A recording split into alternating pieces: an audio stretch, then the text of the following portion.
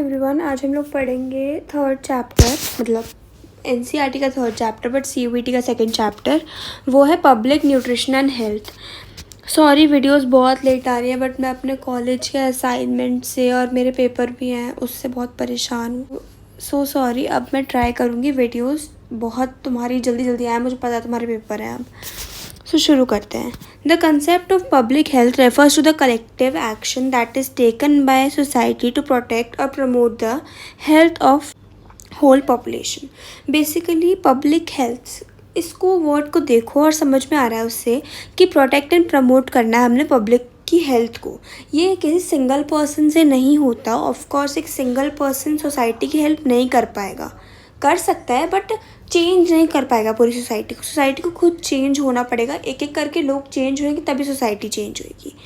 तो ये चीज़ हेल्थ पे भी होती है। हमें अपनी हेल्थ को प्रोटेक्ट करना चाहिए, उसे प्रमोट करना चाहिए, उसके लिए एक्शंस लेने चाहिए, हेल्दी फूड खाना चाहिए, एक्सरसाइज करनी चाहिए। उससे हम लोग हेल्दी रहते हैं और पब्लिक हेल्थ भी अच्छी रहती है। सो अब आते हैं हम लोग सिग्निफिकेंस पे। Malnutrition is underlying cause of at least 50% of death of children under 5 years of age. जो 5 साल के बच्चे होते हैं या फिर उससे कम बच्चे होते हैं, जब उनकी डेथ हो जाती है तो उनकी डेथ बेसिकली मैल न्यूट्रिशन की वजह से होती है। और ऐसा 50% होता है, 50% बच्चों की डेथ हो जाती है जो मैल न्यूट्रिशन के शिकार होते हैं और जिनकी एज 5 साल या 5 साल से कम होती है। अब आता है 1/5 of the infants born in India are low birth weight. एक एक्चुअल बर्थ वेट होता है 2.5 किलो, 2.5 kg या फिर 2500 ग्राम्स। अगर किसी बच्चे का वेट उससे कम है तो फिर वो लो बर्थ वाली कैटेगरी में आ जाता है। और पूरे इंडिया में 1/5 ऐसे बच्चे हैं जो इस लो बर्थ वेट का शिकार हैं। और ये बच्चे ना ज़्यादा जी नहीं पाते हैं, जल्दी मर जाते हैं, क्योंकि देखो नीचे वाली लाइन में लिखा हुआ है लो बर्थ वेट में even lead to child mortality। ठीक है, अब आ जाता है a large proportion of children suffers from micronutrient deficiencies। micronutrient deficiencies होती हैं आयरन की कमी होना, जिंक की कमी होना, vitamin A, vitamin D, C, iodine की कमी, B12 की कमी, फॉलिक एसिड की कमी। ये सारी ऐसी चीज़ें होती हैं जो ना हमारी बॉडी को चाहिए होती है, लेकिन अगर इनमें से इक्की दुक्की भी कमी ज़्यादा हो जाती है ना तो फिर हमें माइक्रो न्यूट्रिएंट की डेफिशिएंसी हो जाती है। ये बच्चों को ही नहीं, एडल्ट्स को भी होती है। अब आता है हम लोग इस वाली लाइन पे। Experts have estimated that productivity losses are more than 10% of life time earnings. इसका मतलब ये है कि जो हमारे प्रोडक्टिविटी, पूरी लाइफ में हमारी प्रोडक्टिविटी का लॉस होता है वो 10% होता है। किस चीज़ से? माइक्रोन्यूट्रिएंट डेफिशिएंसी से। एक इंडिविजुअल का 10% होता है प्रोडक्टिविटी में लॉस, और जीडीपी का 2 से 3% लॉस होता है हमारे नेशन को। ये इतना इम्पॉर्टेंट नहीं है बट हाँ थोड़ा रीड कर लो, वो ठीक है। India mostly faces the problem of under nutrition. ये आ सकता है कि इंडिया को सबसे ज़्यादा प्रॉब्लम क्या होती है? अंडर न्यूट्रिशन की होती है। अब आते हैं इस वाली लाइन पे। इसके ऊपर वाले पैराग्राफ में भी इतना कुछ नहीं लिखा, बस ये लिखा है कि बच्चों को अंडर न्यूट्रिशन क्यों होता है। कुछ रीजंस मैं बता देती हूँ। फूड इनसिक्योरिटी हो गया, इनसफिशिएंट फूड सर्विसेज हो गया, वीकनेस हो गई। और ओवर न्यूट्रिशन कब होता है? जब आप हेल्दी फूड कम खाते हो, जंक फूड ज़्यादा खाते हो, चलते कम हो, एक्सरसाइज कम करते हो, fast food, chocolate, biscuit, pizza, ये सब ज़्यादा खाते हो। ठीक है, यहाँ पर लिखा है आप वेस्टर्न फूड ज़्यादा खाते हो, इनटेक उसका बढ़ जाता है, जैसे कि बर्गर, पिज़्ज़ा, चॉकलेट, बिस्किट, ये सब लिखा हुआ है। और जैसे इंडियन मिठाई, समोसा, तो फिर ये क्या होता है? ये हाई इन एनर्जी होता है, हाई इन शुगर होता है, फैट ज़्यादा होता है, सॉल्ट ज़्यादा होता है और न्यूट्रिएंट्स और फाइबर कम होता है इसमें। तो ये क्या करता है? हमारी बॉडी को हार्म करता है। इससे हम लोग अनहेल्दी वाली कैटेगरी में चले जाते हैं। इससे हम लोग का वेट गेन हो जाता है, हम लोग ओवरवेट हो जाते हैं, ओबेसिटी हो जाती है, टेंशन बढ़ जाती है, बहुत सारे डिजीज़ हो जाते हैं जैसे कि heart disease, diabetes, cancer, arthritis. ये सारे डिजीज़ नॉन कम्युनिकेबल होते हैं। इंडिया को ना ये भी बोला जाता है कि इंडिया में double burden of malnutrition है। मतलब इंडिया में अंडर न्यूट्रिशन भी बहुत ज़्यादा होता है और ओवर न्यूट्रिशन भी बहुत ज़्यादा होता है। जैसे ऊपर हमने अब नॉन कम्युनिकेबल बताया था, अब यहाँ पर इसने कम्युनिकेबल डिजीज़ बताया हुआ है। For example HIV AIDS, tuberculosis, hepatitis और मलेरिया, ये सब बढ़ रहे हैं, तो ये सब कम्युनिकेबल है जो ट्रांसफ़र हो सकते हैं। ये इंपॉर्टेंट नहीं है, पब्लिक हेल्थ आ गया।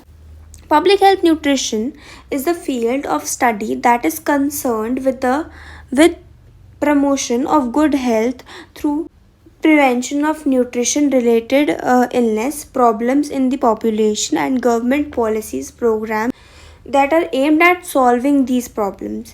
कुछ नहीं है, यही है बस। पब्लिक हेल्थ न्यूट्रिशन क्या होता है? पब्लिक की अच्छी हेल्थ, उनको प्रिवेंट रखना, उनको बचाए रखना न्यूट्रिशन रिलेटेड इलनेस से, कोई भी प्रॉब्लम से, कोई भी बीमारी से, कोई भी इलनेस। CUET में डिफाइन दे सकते हैं, बोलते हैं ये क्या एक्सप्लेन करता है पब्लिक हेल्थ, पब्लिक न्यूट्रिशन और कम्युनिटी, मतलब कुछ कुछ ऐसे वर्ड्स दे देंगे इसी चैप्टर से जिससे तुम कंफ्यूज हो जाओ। ठीक है, अब आता है कम्युनिटी, बहुत इंपॉर्टेंट है। कम्युनिटी क्या होता है? एक स्पेसिफिक ग्रुप ऑफ पीपल जिनकी सारी कॉमन करेक्टरिस्टिक्स होती है। For example same language, same conditions, same tradition, same lifestyle, same health problem. ठीक है, ये वाला इतना इम्पोर्टेंट नहीं है पैराग्राफ नेक्स्ट वाला। इसमें बेसिकली ये लिखा है कि एक प्रोफेशनल आपकी गुड हेल्थ को कैसे प्रमोट करेगा, और अगर आपको कोई प्रॉब्लम हो भी गई तो उसका पता कैसे लगाएगा। वो आइडेंटिफाई करेगा प्रॉब्लम को, उसका मैग्नीट्यूड बताएगा कि प्रॉब्लम कैसे अकर हुई है, कैसे ठीक होएगी, प्लानिंग स्ट्रैटेजीज बताएगा उसकी कि भाई आप ये खाओ, ये मत खाओ, इम्प्लीमेंट करवाएगा। और उसके बाद उसका इम्पैक्ट दिखेगा, इवैल्यूएट करेगा कि इम्पैक्ट किस आराम आया है, नहीं आया है, डोज चेंज करनी है, कोई प्रेस्क्रिप्शन पे कुछ और लिख के देना है, ये सब डॉक्टर्स का है। उसके बाद आता है poverty is often underlying cause. ये होता ही है भाई, पॉवर्टी से ना बहुत चीज़ें रिलेटेड होती हैं। ये बहुत ज़्यादा देखा जाता है कि क्या होगा, गरीब है तो उसकी हेल्थ ख़राब। ऑब्वियसली गरीब है तो हेल्थ ख़राब होगी ना, तो रूरल हाउस होल्ड में रहेगा। सैनिटेशन पुअर है, टॉयलेट्स का एक्सेस नहीं है, बेसिक एमिनिटीज़ का एक्सेस नहीं है। बेसिक एमिनिटीज़ मतलब जैसे कि प्रॉपर खाने का एंड क्लीन वाटर नहीं है, अच्छा खाना नहीं है, हेल्दी फूड नहीं है, कई बार तो मील स्किप हो रहे हैं, तो ये सब है। सेफ ड्रिंकिंग वाटर नहीं है। अब आता है nutritional problems in India. India में बहुत सारी न्यूट्रिशनल प्रॉब्लम्स हैं, ठीक है। उसमें आता है PEM और आपका आता है micro nutrient deficiencies, IDA, PAD और IDD। ये हम अभी पढ़ते हैं, अभी आगे पढ़ेंगे। अभी PEM पढ़ लेते हैं, ठीक है। PEM क्या होता है? Protein energy malnutrition. भाई इसकी डिफाइन तुम लोग याद कर लो, ठीक है। उसके बाद आता है insufficient food intake of macro nutrients. For example energy, protein का जो इनसफिशिएंट इनटेक होता है उसको बोलते हैं PEM। मतलब आपको इसमें एनर्जी और प्रोटीन अच्छे अमाउंट में लेना होता है, तो आपको PEM नहीं होता है, ठीक है। बेसिक इसमें ना ज़्यादातर ग्रेटर रिस्क है, किसको? ये CUET में आ सकता है। ग्रेटर रिस्क है एडल्ट्स को, स्पेशली एल्डरली लोगों को, जैसे कि ट्यूबरक्लोसिस हो सकता है, एड्स हो सकता है। ये मतलब बड़े लोगों को ज़्यादा रिस्क है इस चीज़ का, ओल्ड पीपल, एल्डरली, एडल्ट्स, इन सब का। इसमें मतलब एंथ्रोपोमेट्रिक मेजरेंस को इवैल्यूएट करते हैं। For example height, weight, head, chest, circumference, ये सब, ठीक है। चिल्ड्रन भी ग्रेट रिस्क पे होते हैं, एल्डरली और चिल्ड्रन। तो CUET में आ सकता है कि किन को ग्रेटर रिस्क होता है, ये याद कर लेना। अब हम लोग पढ़ेंगे, ये बेकार डायग्राम में कुछ नहीं आएगा इसमें से, मैं लिख के देती हूँ। अब आता है हमारा 3 डिफाइन है इस डब्बे में, अंडरवेट, स्टंटिंग और वेस्टिंग।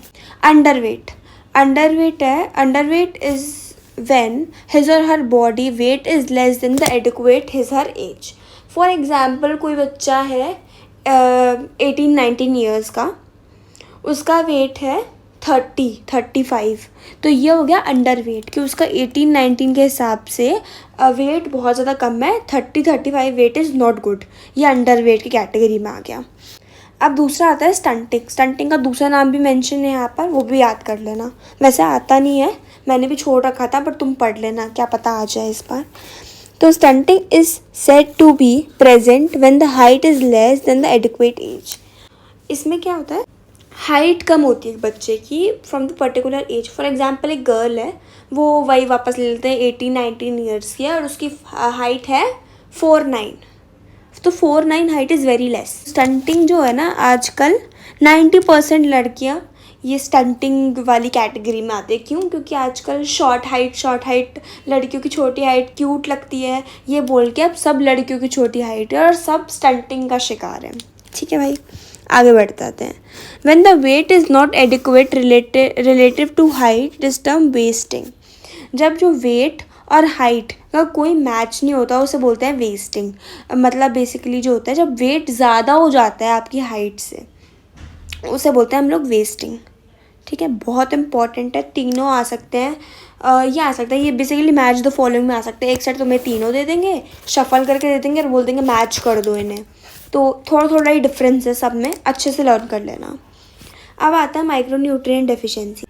उससे पहले ऊपर वाला शायद मैं मार्क करना भूल गई, इस सिवियर वाली line. Severe undernutrition due to deficiency of food and energy is termed as marasmus. ठीक है, मेरास्मस। और जो प्रोटीन की डेफिशिएंसी होती है उसे बोलते हैं कैश वर्कर। तो मैंने इसका एक ये बनाया हुआ है कि PEM में 2 चीज़ें होती है, मेरास्मस और कैश वर्कर। तो मेरास्मस में होता है फूड एंड एनर्जी की डेफिशिएंसी और कैश वर्कर में होता है प्रोटीन की डेफिशिएंसी। तो मैंने ऐसे याद किया था अपने CUET के टाइम पे, पीके फिल्म थी तो प्रोटीन, पी से प्रोटीन और मतलब प्रोटीन की डेफिशिएंसी और के से कैश वर्कर, मतलब पीके फिल्म हो गई।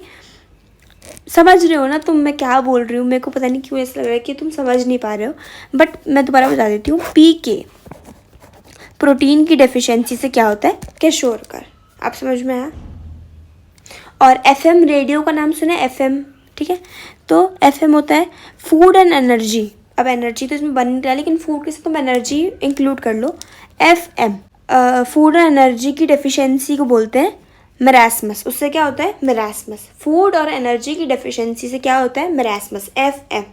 आई थिंक अब तुम्हें याद रहना चाहिए, ये हिंट मैंने अपने टाइम पे यूज़ किया था, तुम भी याद कर सकते हो इससे।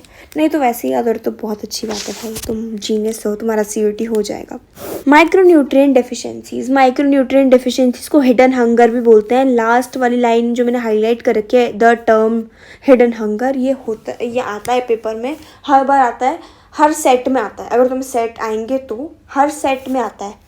माइक्रोन्यूट्रिएंट डेफिशिएंसी को क्या बोलते हैं, हिडन हंगर। याद कर लो बोल के। ठीक है, माइक्रोन्यूट्रिएंट डेफिशिएंसीज में बेसिकली डेफिशिएंसी आती है आयरन की, विटामिन A की, आयोडीन की, जिंक की, कैल्शियम की, फोलिक एसिड की, विटामिन D की, विटामिन B12 की। ये सब ही है, इतना इम्पोर्टेंट ये नहीं है, बट हिडन हंगर वाला था और वो PEM वाला था जो मैंने बताया था, PK और FM, वो इम्पोर्टेंट है। फिर आ गया IDA होता है आयरन डेफिशिएंसी एनीमिया, IDA। ठीक है, इसकी वापस से फुल फॉर्म याद कर लो। ये कॉमन न्यूट्रिशनल डिसऑर्डर है, हमारी वर्ल्ड में होता है। ठीक है, कॉमन न्यूट्रिशनल डिसऑर्डर है जो हमारी दुनिया में होता है। वर्नरेबल ग्रुप्स यानी बहुत सारे ग्रुप्स में होता है। फॉर एग्जांपल विमेन को ही होता है मोस्टली, ये डिफरेंट एज ग्रुप के टाइम के चाइल्ड बियरिंग एज पे होता है, एडोलेसेंट गर्ल्स को होता है, प्रेग्नेंट वुमेन को होता है और स्कूल एज चिल्ड्रन को होता है। बेसिकली आयरन की कमी 90% वुमेन्स में पाई जाती है। When the haemoglobin production is reduced, जब हीमोग्लोबिन का प्रोडक्शन कम हो जाता है, उससे हमारी बॉडी में हीमोग्लोबिन कम हो जाता है हमारे ब्लड में, जिसके सिम्टम्स क्या होते हैं, हीमोग्लोबिन गिर जाता है। सिम्टम्स क्या होते हैं कि आपका हीमोग्लोबिन कम हो रहा है, शॉर्टनेस ऑफ ब्रीथिंग होती है, ब्रेथलेसनेस हो जाती है, फटीग हो जाता है, सांस चढ़ने लगते हैं, लेथार्जिक थका फील होता है, चक्कर आने लगते हैं, जो मोस्टली लड़कियों को आजकल होता है। ठीक है, अब मैनिफेस्टेशंस ऑफ IDA यहाँ पर लिखा हुआ है, मैनिफेस्टेशंस ऑफ IDA ये रहा। मैनिफेस्टेशंस ऑफ IDA मतलब कैसे आप आइडेंटिफाई कर सकते हो कि आपको IDA वाली प्रॉब्लम हो गई है, आयरन डेफिशिएंसी एनीमिया आपको कैसे हो गया। तो आपको ग्रीन पेलर हो जाएगा, ये आइज़ में कंजक्टिवा हो जाता है, आइज़ में प्रॉब्लम, पेलनेस दिखाई देने लग जाती है, टंग और नेल्स के सरफेस पे वाइट ऐसा हो जाता है, सॉफ्ट पैलेट। इतना मुझे मेडिकल टर्म्स नहीं पता, लेकिन मुझे पता है ये नेल बेड्स पे काफ़ी ज़्यादा वाइट हो जाना, टंग पे वाइट हो जाना। अभी मत कहना कॉमन है, कॉमन है पर इतना भी नहीं है कि हर किसी के हो। लड़कियों में कॉमन है। एज ग्रुप याद कर लेना बहुत इंपॉर्टेंट है। हीमोग्लोबिन वाला याद कर लेना इंपॉर्टेंट है। मैनिफेस्टेशंस आ जाती हैं कि कौन सी नहीं है, मैच द फॉलोइंग में लगा देंगे कि भाई ये है कि नहीं है, तो फिर उसमें तुम्हें बताना होगा। चिल्ड्रन में कैसे होता है, अटेंशन स्पैन कम हो जाता है, मेमोरी कंसंट्रेशन अफेक्ट हो जाता है, ये सब होता है। अब आता है VAD, विटामिन ए डेफिशिएंसी। वापस से तुम फुल फॉर्म याद कर लो। विटामिन ए डेफिशिएंसी बहुत ज़्यादा नेसेसरी होती है, उससे हमारा हेल्थ अच्छी रहती है, नॉर्मल विजन बना रहता है, ग्रोथ अच्छी रहती है, इम्यूनिटी अच्छी रहती है।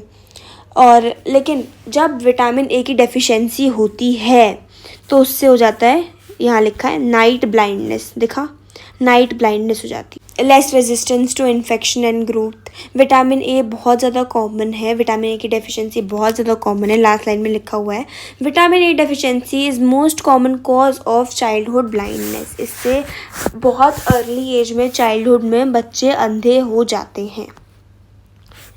भाई सबसे ज़्यादा मोस्ट इम्पॉर्टेंट पार्ट है ये वाला, IDA वाला और IDD वाला, VAD वाला, PEM वाला, बहुत इंपॉर्टेंट पार्ट है। अब चैप्टर की सिर्फ 2 ही पेज है बुक में जो इम्पोर्टेंट है, वो तुम याद कर लेना, बहुत अच्छे पेज हैं, आएगा ही आएगा इस चैप्टर से CUET में। IDD फुल फॉर्म याद कर लेना, iodine deficiency disorders.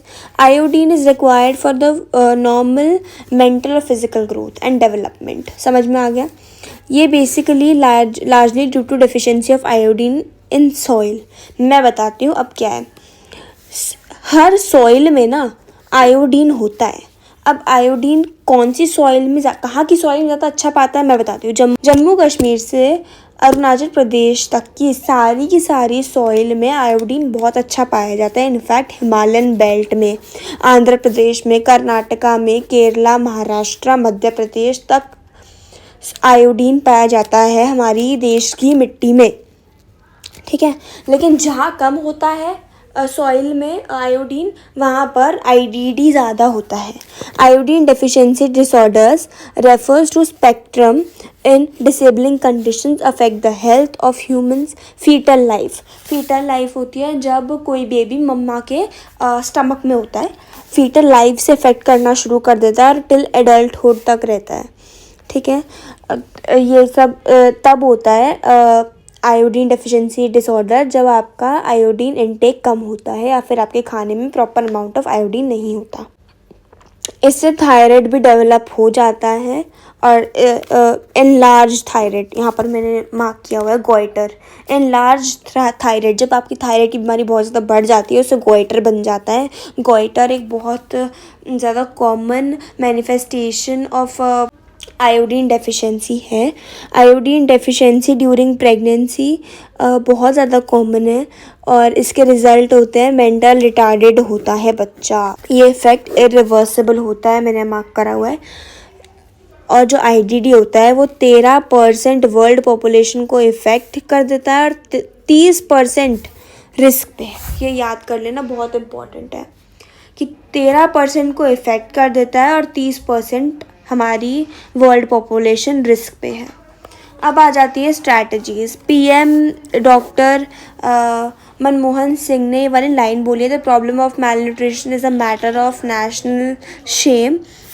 I appeal to the nation to resolve and work hard to eradicate malnutrition in 5 years। अब बात करते हैं पोषण अभियान की और PM के over ranching scheme for holistic nutrition Jhunjhunu में लॉन्च हुआ था राजस्थान 2018 में, ठीक है। इसमें बेसिकली अंडर न्यूट्रिशन बच्चों को स्टंटिंग, मैंने पीछे पढ़ाया था, तुम बताना स्टंटिंग क्या होता है। ये बेसिकली विमेंस को होता है, एडोलेसेंट गर्ल्स के लिए सब ये प्रोग्राम लॉन्च किया था, पोषण अभियान और ये झुंझुनू वाला प्रोग्राम, ठीक है। झुंझुनू वाला प्रोग्राम बहुत आता है, बहुत ज़्यादा आता है, याद कर लेना।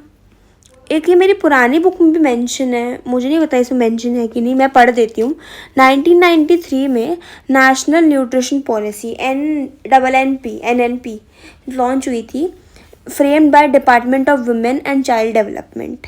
ICDS तो इसमें भी था। ICDS में 0 to 6 years के बच्चों को कवर करते हैं और लैक्टेटिंग मदर्स, प्रेग्नेंट वुमेन को करते हैं। MWCD ministry of women and child development इसमें पोषण अभियान 315 डिस्ट्रिक्ट्स में हुआ था फर्स्ट ईयर में, 235 हुआ था 235 डिस्ट्रिक्ट्स में हुआ था इन सेकेंड ईयर में, कवर कर दिया था थर्ड ईयर तक। बाकी जो रिमेनिंग बच गई थी, पोषण अभियान के बारे में थोड़ा बताया हुआ है, तो पढ़ लेना। इतना मतलब इतना टफ नहीं है। डाइट और food based strategies, nutrition based approach और मेडिकल अप्रोच। बहुत इजी है, आएगा नहीं पेपर में, मैं लिख के देती हूँ, बट समझ लो तुम। डाइट और फूड बेस्ड स्ट्रैटेजी होती है जब हम फूड से, अब हम अगर हमारा गला ख़राब है, हमें कोल्ड है, तो हमने घर का काढ़ा पिया, थोड़ा हनी ले लिया, गर्म पानी पिया, और हमारा कोल्ड या फीवर जो भी है वो ठीक हो गया। तो हमने फूड टू फूड करके अपना डाइट में कुछ चेंजेस करके, फूड बेस्ड स्ट्रैटेजीज़ को अडॉप्ट करके अपना इलाज कर लिया। ये बहुत ज़्यादा सस्टेनेबल होता है और ओवरडोज का कोई रिस्क नहीं होता, और ओवरडोज का, टॉक्सिसिटी का कोई रिस्क नहीं होता। मेडिकल अप्रोच हम इसमें नहीं लेते हैं। अब आता है न्यूट्रिएंट बेस्ड और मेडिकल अप्रोच। इसमें हम लोग टैबलेट्स लेते हैं, थोड़ा सा डेफिशिएंसी का रिस्क होता है, एक्सपेंसिव बहुत ज़्यादा पड़ता है, और थोड़ा इसमें टॉक्सिसिटी का रिस्क भी रहता है। अब आता है हमारा, ये इम्पोर्टेंट नहीं है, ये आ गया PCP की। आप ये लर्न कर लेना फुल फॉर्म। अब ऊपर मेरा मार्क करना रह गया, मैंने पढ़ा तो था, लेकिन 3 लेवल्स होते हैं, प्राइमरी, सेकेंडरी, टर्शरी। अब प्राइमरी लेवल मैं बताती हूँ। तो first level of contact of the individual, family, community for the health system. For example, किसी XYZ पर्सन की तबीयत खराब है, ठीक है, तो पहले घर वाले क्या करते हैं कि भाई मेरे को दिखा, मैं देखता हूँ क्या हुआ है, और फिर फैमिली को दिखाते हैं, एक्सटेंडेड फैमिली को दिखाते हैं। तो ये हो गया प्राइमरी लेवल कि हमने घर में ही उस चीज़ को क्योर कर दिया और वो ठीक हो गई। पर इन केस भगवान ना करे वो ठीक नहीं होती है, तो हम क्या होते हैं, डॉक्टर्स के पास जाते हैं। सेकेंडरी लेवल हो गया, डिस्ट्रिक्ट हॉस्पिटल में जाते हैं, कम्युनिटी हेल्थ सेंटर्स में जाते हैं, डॉक्टर्स के पास जाते हैं और पता लगाते हैं ये क्या हुआ है। तो डॉक्टर्स ने अगर भाई दवाई दे दी और आपका 5-10 दिन में आराम आ गया, तो ये होता है भाई डॉक्टर से आराम आ गया, तो ये होता है सेकेंडरी लेवल। अब आता है हमारा थर्ड यानी टर्शरी लेवल। टर्शरी लेवल होता है highest level of health care. यहाँ मैंने हाईलाइट किया हुआ है, highest level of health care होता है ये बहुत ज़्यादा कॉम्प्लेक्स हेल्थ प्रॉब्लम से डील करता है, जो पहले 2 लेवल्स नहीं कर पाते हैं। Institution at tertiary level are medical college hospital, regional hospital, specialised hospital and all India institute of medical sciences. बाकी आपका चैप्टर ख़त्म हो चुका है और कुछ इसमें इम्पोर्टेंट था नहीं। सो सॉरी, वीडियोस लेट आ रही हैं, सो सॉरी यार। Thank you. Like share subscribe. Video अच्छी लगी तो कमेंट कर देना और मेरे चैनल को सब्सक्राइब कर देना प्लीज़। वो एक सब्सक्राइबर बढ़ता है ना, मेरी मोटिवेशन बढ़ती है वीडियो बनाने के लिए, और तुम लोग ने इतने कमेंट्स किए, तुम्हारी डिमांड पे वीडियो आई है। Okay, tata bye bye.